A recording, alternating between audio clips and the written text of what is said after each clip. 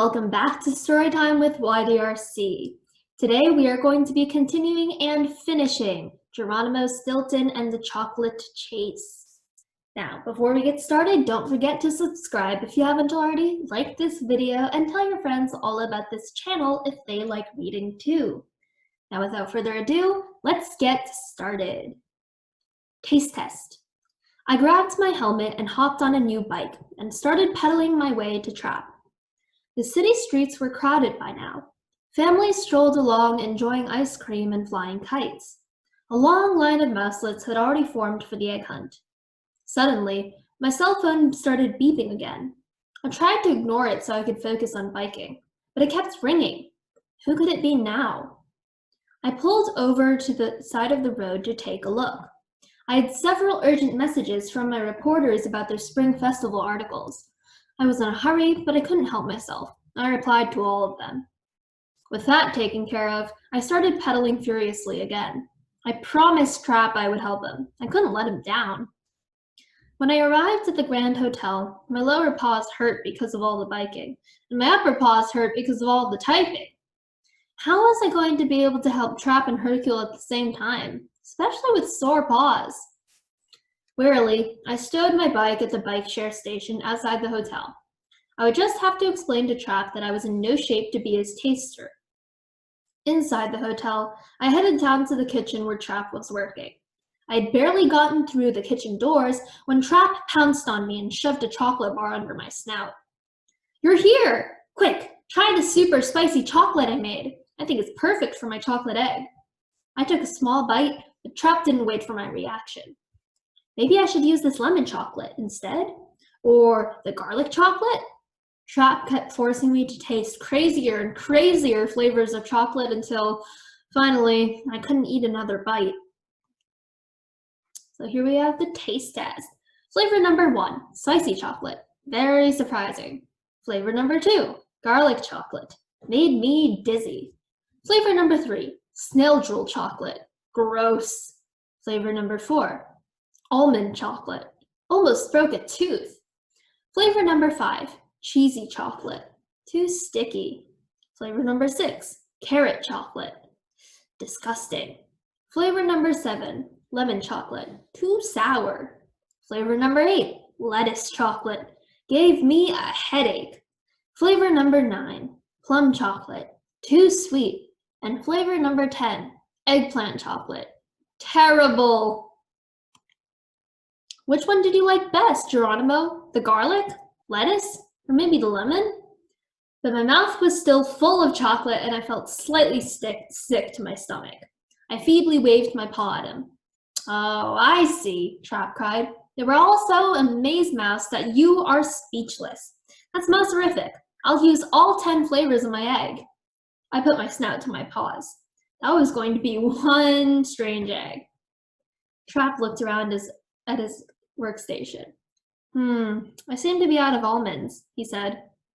"I'll go get some for you," I said. This was my opportunity to get back to Hercule. Before Trap could disagree, I dashed back out of the kitchen. There was no time to lose. Trap's chocolate churned in my stomach as I pedaled. I hoped that he wouldn't come up with any more weird flavors while I was gone. A FABUMOUSE ring. In no time, I screeched to a halt outside Moustacular Jewels. Hercule was there waiting for me. "Geronimo, what took you so long? Let's go inside." I stashed my bike outside the shop and we stepped up through the front doors. I was immediately blinded by the incredible sparkle of thousands of jewels. A sales mouselet scurried up and handed me a pair of sunglasses. "These will protect your eyes while you admire our Moustacular jewelry," he said.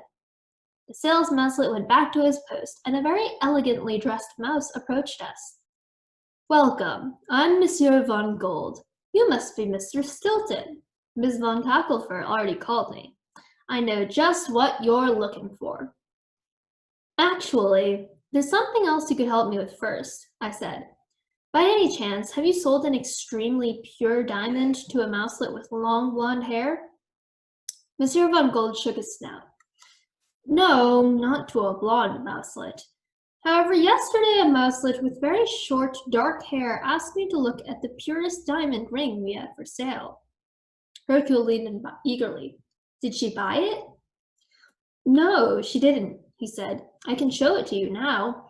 In fact, it would make the perfect birthday present. I'm sure Miss von Cacklefur would love it. I gulped, and we followed Monsieur von Gold over to the counter where the special jewel was kept. Monsieur von Gold opened the little box containing the diamond ring and turned whiter than a slice of mozzarella cheese.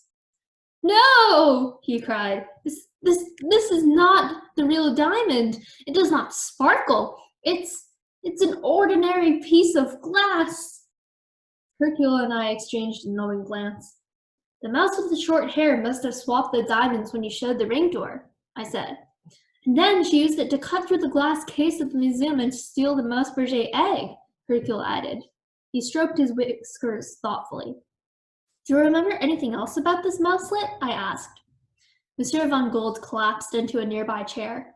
She asked me if there was a pharmacy close by. I told her there was one in the organic grocery store around the counter. He paused. I also remember that she was wearing this very expensive-smelling perfume. Perfume? I repeated. Yes, it was some kind of cheddar vanilla fragrance, Monsieur von Gold said. His description reminded me of something, but I wasn't sure what it was. Hercule had heard enough. Let's go check out that organic grocery store, Geronimo, he said. We thanked Monsieur von Gold, returned our sunglasses, and headed out the door. The scent of cheddar vanilla. As we walked to the organic grocery store at the end of the block, my phone beeped again. The newspaper editor's job is never done. I tapped a few responses to reporters' questions. I was so absorbed in my phone that I wasn't paying much attention to where I was walking. Bam! I bumped right into the grocery store's front door. Crash! I fell snap first onto the ground. My head spun. Hercule laughed.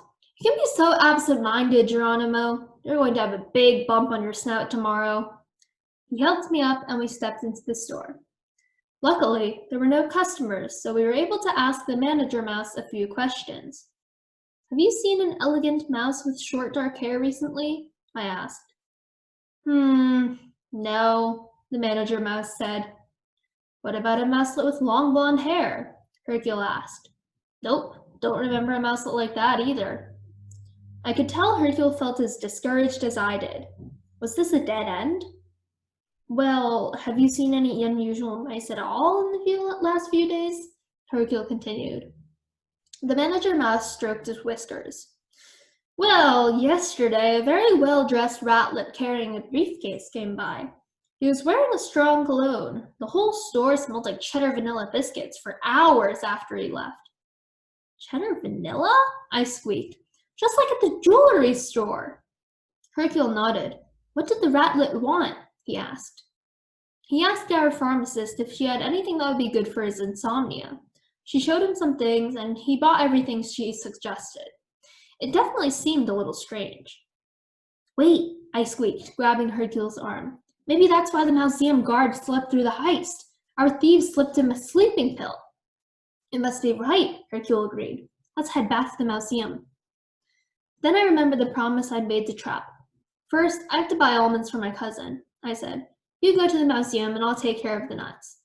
I grabbed a 1-pound bag of almonds from a nearby display and paid the manager mouse as Hercule dashed back outside. Then it was back to the Grand Hotel for me. Trap Stilton, super chef. 20 minutes and another long bike ride later, I was back in the New Mouse City Grand Hotel kitchen with Trap. Thank Gouda you're back. What took you so long?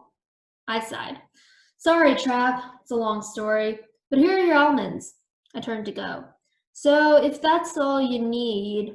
Of course not, Trap interrupted, wrapping me in an apron. We have a chocolate egg to bake. But aren't we done with the tastings? I stammered. Yes, but now I need a baking assistant, Trap cried. Before I could squeak out any objections, Trap popped the chef's hat on my head. It was so big I couldn't see the whiskers in front of my snout. Then, Trap handed me an enormous recipe book called Excellent Eggs. Come on, cousin, we have a first prize winning chocolate egg to make. The book was so heavy I dropped it on the floor. I heaved it off the ground and started to flip through it. I gasped. Trap! This book is full of recipes that use eggs. It's not for making chocolate eggs. Look, there's a section on chicken eggs, one on quail eggs, duck eggs. I trailed off. My cousin turned as white as a slice of mozzarella cheese. Oh no, what am I going to do now? He pulled at the fur on his head. This was a disaster. I needed to meet Hercule at the Mauseum, but Trap was in big trouble. I might be in time to call a master baker, I suggested. But my cousin just shook his head. I'm Trap Stilton. I have a baking column in the Rodents Gazette. We can figure this out by ourselves. It'll be as easy as cheesy pie. I could see there was no getting out of Trap's kitchen. I tightened the straps on my apron. The faster we got to work, the faster I could get back to Hercule. So we got to work, and to guessing the recipe. Squeak, this was not easy at all. We tried the first few recipes. The first chocolate egg leaned to the left. The second one leaned to the right. The third one was flat on top. The fourth one was flat on the bottom. The fifth one had strange spots. The sixth one had holes like Swiss cheese. Finally, the seventh one was okay. By the end of it, we were covered in chocolate from snout to tail. But we had successfully made an enormous chocolate egg. Well, sort of successfully. It looked a little lumpy. The Trap seemed happy. What a masterpiece, he cried. Trap wrapped the egg with golden paper, decorated it with a big bow, and sighed happily. All done. Can you be a FABUMOUSE cousin and take it to the judging panel in the town square? I'll get everything cleaned up here. Sure, Trap, I said. The town square was near the Mauseum, so I wouldn't lose much more time. I carefully picked up the chocolate egg and waved goodbye to Trap. The mysterious Mouselet. Back at my bike, I had an unpleasant surprise. The egg did not fit in the bike basket. I'd have to rent a trailer from the bike share station. This bike thing was getting expensive. Once I rented the trailer and attached it to my bike, I started pedaling as fast as I could to the museum. Once I arrived, Hercule met me out front with a guard who had been given the sleeping pill. The guard has remembered that right before falling asleep, a mouselet with red hair from the food stand across the street offered him a cheesy milkshake. I couldn't resist, the guard said. It smelled like cheddar vanilla, my favorite. That scent again, I cried. But how could there be so many suspicious mice that smelled the same? First one was a blonde-haired rodent at the museum. Second one was a dark-haired rodent at the jewelry store. The third one was a red-haired mouselet with the guard. And don't forget the fourth. The ratlet who bought the sleeping medicine at the organic store smelled like cheddar vanilla too. What in the name of stinky gorgonzola does it all mean? I wondered. Just then, I caught a glimpse of the time on my phone. Squeak! I cried. I have to go. I promised Trap I would drop off his entry at the baking competition. All right, Geronimo, Hercule said. I have an errand of my own to run. I'm dropping off these flowers for Thea. He pulled an enormous bouquet of yellow roses out from behind his back. See you at my office in half an hour. I rolled my eyes and hopped back on my bike. How did he have time for flowers when we were so close to cracking the case? Fish bones and rotten eggs. Once I got on my bike, I decided to head to Hercule's office first. I could drop off my bike there and walk Trap's egg to the judging station. I decided that would be faster, since now the streets in the center of town were probably clogged with Spring Festival-going rodents. Holy Swiss cheese, we were running out of time to find the Mousebergé Egg. The exhibition opening, and the whole Spring Festival, would be a disaster without it. I was so lost in thought about the egg that I hadn't noticed how fast we were going. Buildings whipped past me at an ever-increasing speed. We had to slow down. I pumped the brakes, but nothing happened. Squeak! The trailer on the back of the bike started to careen back and forth, making it hard to steer. I had to slow the bike down somehow, or I'd end up splattered like a dropped cheese frittata, along with Trap's precious chocolate egg. There was only one thing to do. I'd have to steer off the road now before I picked up any more speed.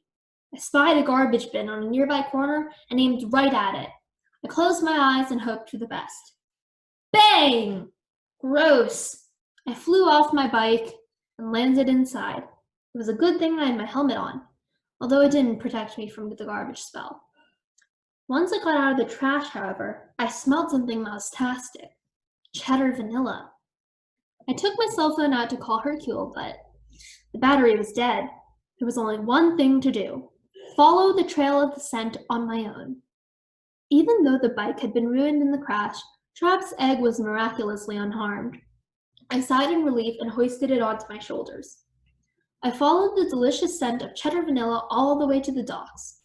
It smelled like the FABUMOUSE smell was coming from the inside of the blue shipping container. Quiet as a mouse, I crept close enough to peer inside. I couldn't believe my eyes. I recognized the mouselet right inside right away. It was Shadow, the smartest thief in all of Mouse Island. That's why the rodent's description of the thief had been so different, except for the smell of cheddar vanilla perfume. Blonde mouselet, dark-haired mouselet, red-haired mouselet, the ratlet with the briefcase. They had all been Shadow in disguise. I had to do something about it right away. But what? Then, suddenly, honk, honk, honk! A departing ship's horn startled me. I jumped, hitting my snout against the edge of the metallic wall. Bang! Shadow turned around and saw me in the doorway. Geronimo Stilton, is that you? I rubbed my sore snout. Hands up, Shadow! You are under arrest! Shadow burst out laughing. You can't stop me, Stilton. As soon as they load this container on my ship, I'll be safely headed to the South Seas, and the Spring Festival will be ruined. Was this all about the festival and not just the priceless Mousebergé Egg? Why would he want to ruin the Spring Festival? I asked. Spring Festival's a silly tradition, she cried, her eyes flashing. No one ever gives me a chocolate egg. It isn't fair. She paused, then an evil grin spread across her snout. If I can't enjoy the Spring Festival, no one can. I shook my head in disbelief. That's why I'm stealing the Mousebergé Egg. It's more beautiful than any chocolate egg, and taking it will ruin everyone else's fun, too. This was a catastrophe. But suddenly I had an idea. Here, I said, handing her Trap's chocolate egg. I'd like you to have this chocolate egg. It might not be the most beautiful or the best tasting chocolate egg in the world, but Trap and I baked it together. Shadow looked suspicious. Why are you giving it to me? Because I believe every rodent deserves a second chance. And the Spring Festival chocolate egg.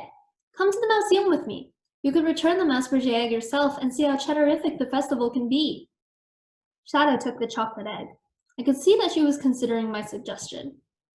Suddenly, the shipping container moved and everything around us started shaking. I staggered to the door to looked out to see the ground speeding away from us. The crane is loading the container on the ship, I cried. The container tilted to one side and I grabbed the door frame, terrified. One wrong move and I was cheese toast. Help! Shadow's paw grabbed me just in time and pulled me to safety. Squeak!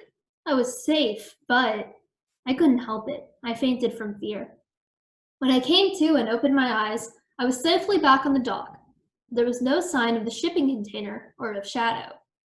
I hurried to my feet and squinted at the ship that was rumbling out to sea. I caught a glimpse of blonde hair before the ship turned and steamed out of the ocean. Rats! Shadow had gotten away again. But then, a golden glimmer caught my eye. The Mousebergé Egg! Shadow had decided to return it after all. The Spring Festival was saved. A good egg. I grabbed the very precious Mousebergé Egg, got a new bicycle at the bike share station, and headed for Hercule's office, pedaling as fast as I could. But he wasn't there. He must be back at the museum, I thought. Time to ride like my tail is on fire. When I pulled up to the front of the museum, I saw that my hunch had been correct. Hercule ran toward me. When you didn't show up at the office, I got worried and came back to the museum, he cried. His snout dropped open when he saw what I was holding in my paws. Great balls of mozzarella! You found the Mousebergé Egg! That's Incredimouse! I stowed my bike and we dashed into the museum's main hall. Grant Von Paintmouse rushed back to put the Mousebergé Egg where it belonged and threw open the museum doors to the public. It seemed like all of Mouse City was there for the exhibit opening. The rodents were happy to be able to admire such a masterpiece. Every mouse was having a wonderful time, except me. What's wrong, Geronimo? Hercule asked, noting my worried expression. I gave Trap's chocolate egg to Shadow in order to get her to return the Mousebergé egg. Now I'll have nothing to enter in the baking competition, and it's all my fault. I put my face in my paws. Trap will be so disappointed. But just then, I felt a gentle tug on my jacket sleeve. It was my beloved nephew, Benjamin. Uncle, I heard what you said. Don't worry, there's still time to replace the egg. I don't think so, Benjamin. The first egg took us hours to make, I said sadly. I have a plan. The first egg only took you hours because there were 2 of you doing all the work. I believe if we round up a bunch of mice, we can recreate it in no time, Benjamin said. My ears perked up. I might be onto something, I cried. Let's try it. Call as many rodents as you can, and let's all meet in my kitchen. Ready, set, bake. One after another, all of my friends and relatives showed up at my house. The first to arrive was Trap. I don't know about this. I don't think anyone will be able to top my original egg, he grumbled. Then Aunt Sweetfur, Grandpa William, Bruce Hyena, Thea, and Hercule arrived. Marcella walked in next, followed by all my Rodents Gazette colleagues. Mr. Stilton, I stopped on the way and picked up cocoa powder, she said. Every mouse had brought something to contribute.